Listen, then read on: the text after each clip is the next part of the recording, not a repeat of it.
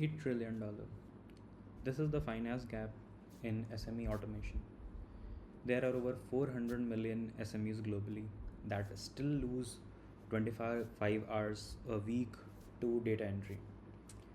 Either it be ERP systems for invoices or CRM to track customers and clients.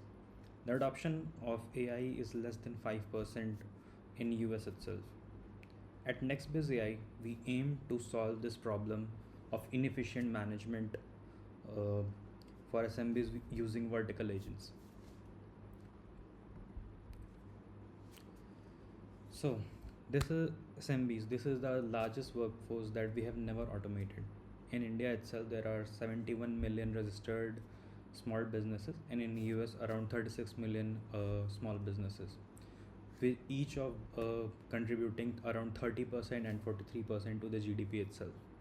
Still, there has been very low adoption of AI in both of the fields in terms of automation. So, we aim to solve this problem itself. The digital gap in both the markets is still wide open. With paper, in terms of paper, WhatsApp, and Excel, these 45% to 35% is still the thing which is actually going on. For basic accounting purposes, Tally and QuickBooks still remains one of the top. And in terms of AI native automations, it's less than 1% globally and around 4.6% in US itself. There is around 45% of employee time that is automable according to McKinsey itself. Now, India and US, why both the markets? Because India provides around twice the scale of the small businesses. The admin labor cost in US itself is around 8 to 12 times the savings that we can bring from automation. The late payments, the tax complexity, the cash buffers, these are the things that remain the same in both the markets. The problems in this same pain, both have different price tags in both the countries. In India, we lose around, there are 30 to 60 lakhs per year that is wasted in manual labor. In US, around 300 to 600,000 dollars per year. Both of the workflows remain same: downloading invoices from WhatsApp, manually entering into Tally, matching banking systems to reconcile the payments, the GST, filing GST by hand. These takes a lot of manual labor and cost very much time. In US also, there is a lot of 82% of failures are there from cash flows, because the business owners have to communicate with the clients to actually get the payments done in the right time. There is $84 billion in IRS penalties in 2024. There are 56% have unpaid invoices. According to me, so these are the functions that bleed money in both the markets: finance and accounting, procurements, compliance and taxes, and so on. Out of these, procurement is one of the things that we have targeted using TinyFish in this very phase. So finance and accounting, procurement, these are some of the things that can actually leverage TinyFish and be a really good part and can be improved a lot. And itself in India, it's also, we can see around 7 to 12 lakhs of savings. In US, we can see $60,000 plus of savings. For finance and accounting, from procurement, we can see around up to 1 CR and $400,000 in US savings. The aggregated savings around would be around 30 to 60 lakhs per year from accounting all these problematic areas, and in around $300 to $600,000 a year in US. So these are the actual case studies that have come from us. The hard numbers, the companies, the logistics, these are the actual things that companies are actually doing as of now. From niche to bill, they are actually automating from 20 to 2 hours. They are putting the work. Procurify is also one of the platform that does AI based procurements in Atlantic. They save thousands of hours doing the exact same things. These are the proven numbers, the real companies that are actually doing the job as of today.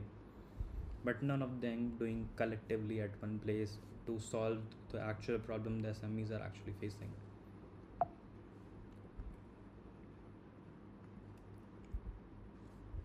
So, with these vertical AI agents, we intend not to add more tools for SMEs to complicate their jobs. We are intending to replace the roles, the more seats they have. We are automating ingestion from invoices, from WhatsApp, PDFs, emails into structured extraction so they don't have to do the manual work. The execution of reconciliation, auto-matching the payment from Tally to QuickBooks, filing GSTs, this is the thing that we are aiming to do. Cross-system validation, exception flagging, and management reporting is something that we're aiming to do with this. Why now? So these are the three forces that are actually converging. The regulatory pressure from India itself, there in Udyam there are losses around 5.5 the times, which is the pressure we actually there for SMEs. Section 43B, 45-day payment mandate is something enforced by government itself. In US, $84 billion in Irish penalty in 2024, and 40% of SMBs face payroll penalties in US. So these are the regulatory pressures that actually happen today. The proven economics of this. Now, as I have shown before, the companies that are actually succeeded in this, the economics of it has already been proven. From either be the companies, the ROI has been really good in terms of this. And for invoice automations, the system or data entering jobs from $12 to $13 to $2, moving from just manual labor to AI automation. Now the technology inflection is one of the most crucial thing that is going to make this possible. The AI agents market itself is intended to grow to from 7.8 billion to 52 billion by 2030. This is the fastest in any tech.